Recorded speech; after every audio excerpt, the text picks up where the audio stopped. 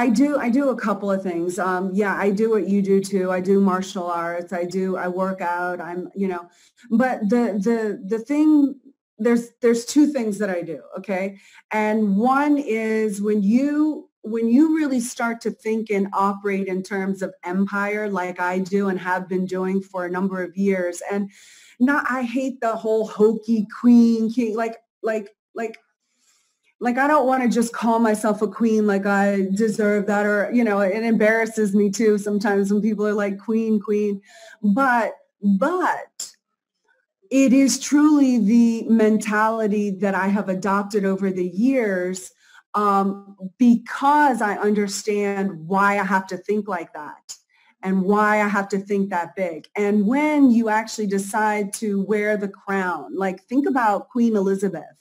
Like you're no longer affording the luxuries of operating off of being you and just being able to fly off the handle and this and that. Like when you start running an empire and you understand that there's multiple levels and plays and moves and people involved and their ramifications for your actions, it's very important to be able to refrain from flying off of the handle, to be able to analytically decide what is going to be the best move. Someone said here in chess, and I refer to chess, even though I don't play chess, I refer to chess in my book for that particular reason, because there are certain moves that having thought through will be more optimum than me just reacting.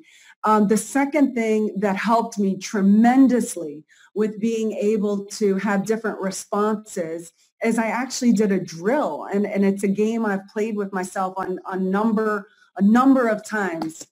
This is brilliant. If you're taking notes, write this down.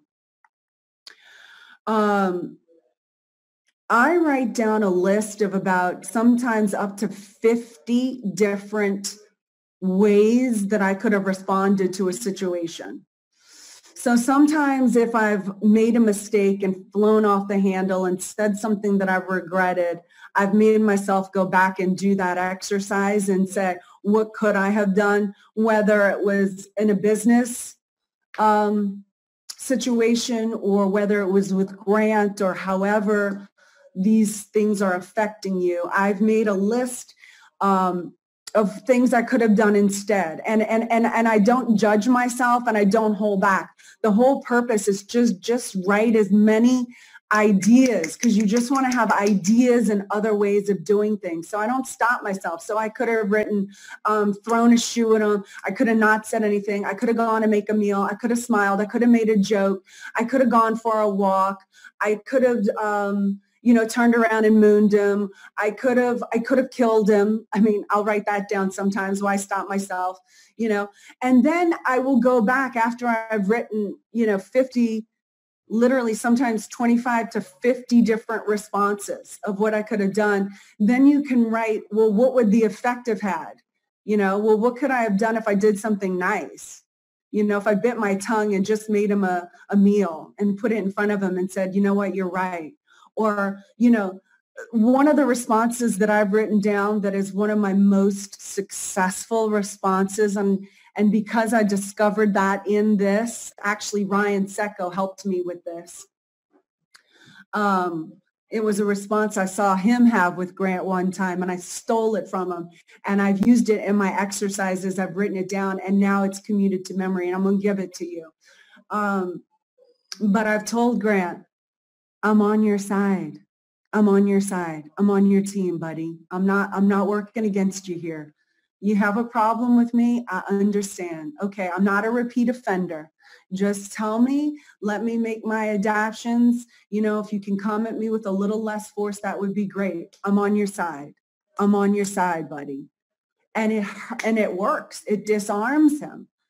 And it's worked a number of times.